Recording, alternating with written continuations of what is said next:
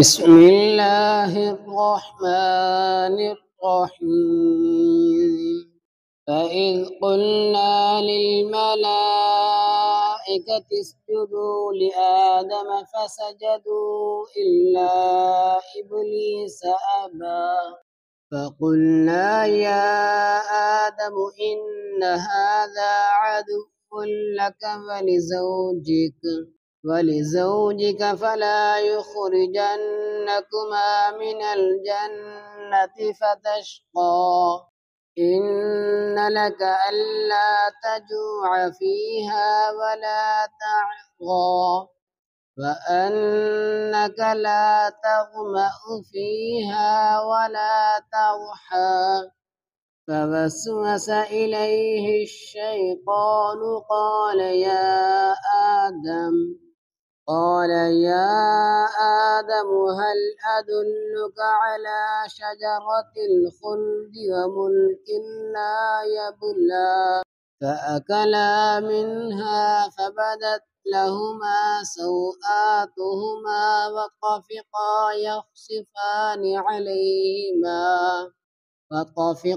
يخصفان عليهما من ورق الجنة وعصى آدم ربه فغوى ثم اجتباه ربه فتاب عليه وهدى قال اهبطا منها جميعا بعضكم لبعض عدو فإما يأتينكم مني هدى فمن اتبع هداي فلا يضل ولا يشقى ومن أعرض عن ذكري فإن له معيشة ضنكا ونحشره يوم القيامة أعمى